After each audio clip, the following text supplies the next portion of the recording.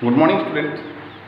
See, today I shall start a new chapter, that is quadratic equation. Okay, quadratic equation. Already you have got this chapter in class 10 mathematics. Okay, but the chapter quadratic equation that I shall be discussing, that is of the higher standard. Okay, standard of the chapter is high.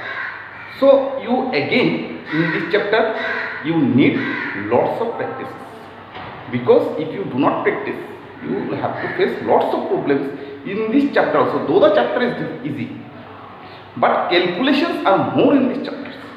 So you have to be very careful when you are doing the calculations from this chapter. So I shall start the chapter from the beginning, from the lower concepts. Okay, so first let me tell you what is a quadratic equation. First I shall discuss that one. Okay, quadratic equation is what? Whenever there is an equation,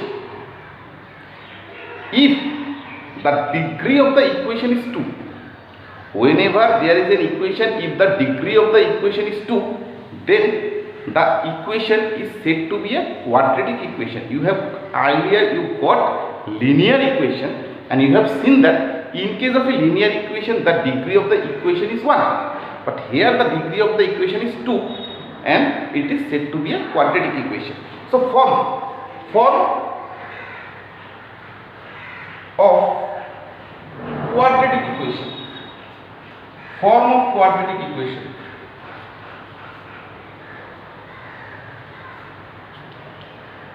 Quadratic equation. What is the form? Remember, the form of a quadratic equation is ax square plus bx plus c equal to 0. You have seen that the equation that I have written here, the degree of the equation is 2. This one. Okay, if the degree of equation is less than 1, if the degree of equation is more than 1, more than 2, it is not a quadratic equation. The degree of the equation should be exactly 2. Okay, remember one thing, when we are writing this quadratic equation, one thing you have to write here also, that is a can never be equal to 0. It can be other numbers, but a cannot be equal to 0. Why? Because if a is equal to 0, then what will happen? A into x square will become 0, and that means the term x square will be missing. That means only this part will be left. And what is the degree of the equation here? Here the degree of the equation is 1. So it will become a linear equation in that case.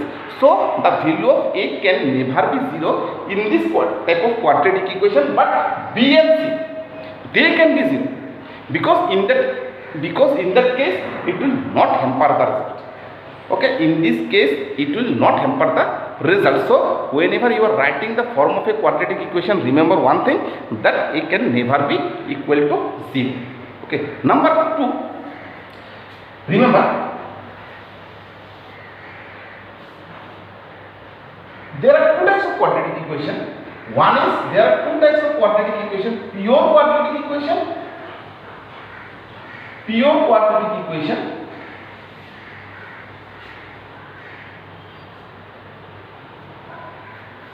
and affected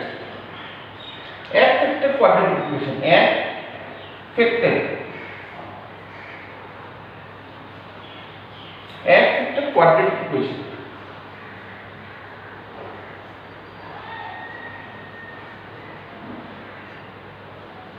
So these are the, sometimes definitions are also coming in the exam. There are two types of quadratic equation. One is a pure quadratic equation, and the other is what? Other is a affected quadratic equation. Now see, now I shall teach you what is the pure quadratic equation. Okay. So see, in case of a pure quadratic equation, remember one thing, I just now told you that whenever we are writing a quadratic equation, b and c, they can be 0, but a can never be equal to 0.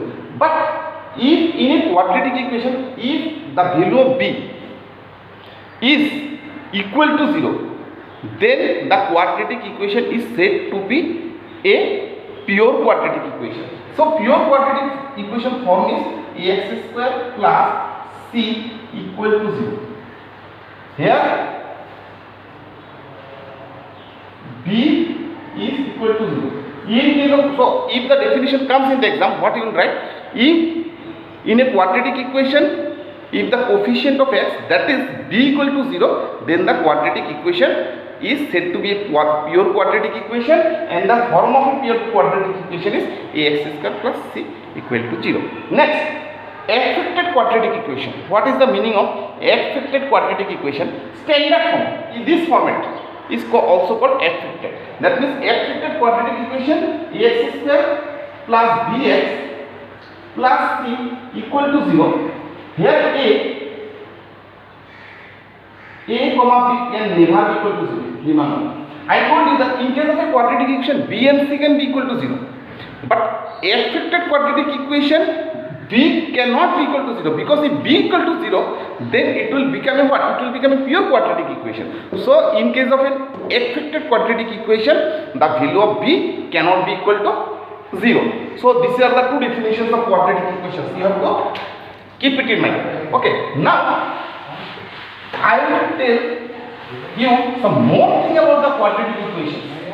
Okay, so let us start it. You see here, you know that if we suppose there is an equation twice x plus 3 equal to 0.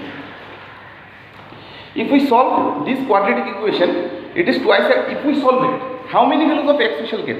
We shall get one value of x. Because why? Because the degree of x is 1.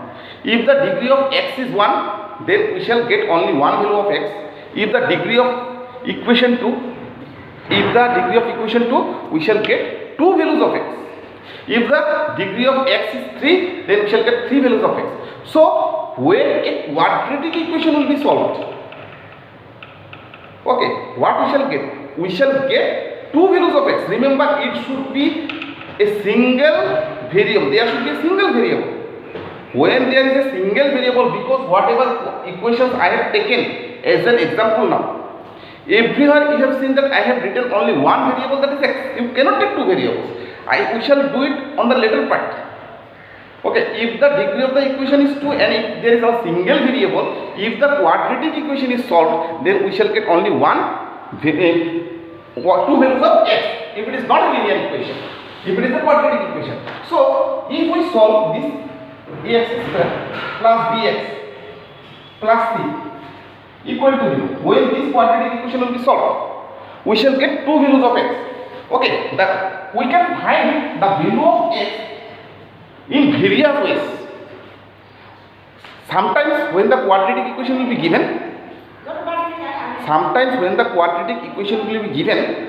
we can apply middle term factor and we can find the value of x very easily. But sometimes you will see that when the quadratic equation will be given, we cannot apply middle term factor, because in all the quadratic equations middle term factors cannot be applied.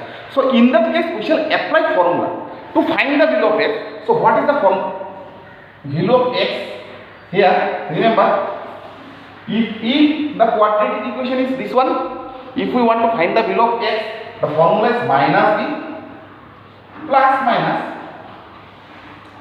b square minus 4ac by twice. This is the formula to find the value of x whenever there is a quadratic equation. Okay, and remember here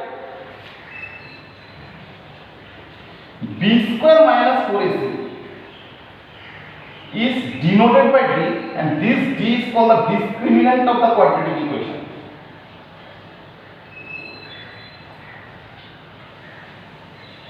Discriminant of the quadratic, discriminant.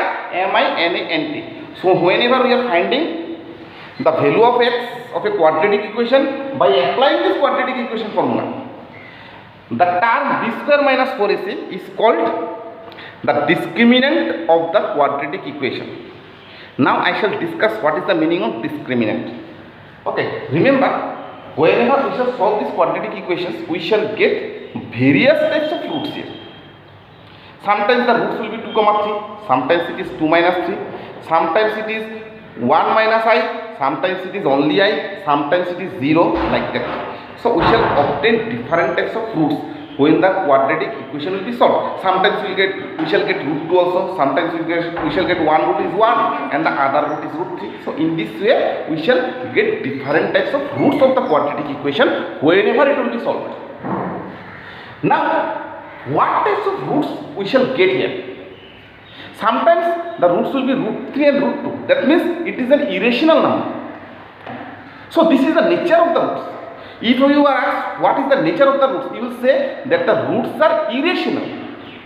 Sometimes you will get 2 minus 3. That means what you are getting, the roots are real.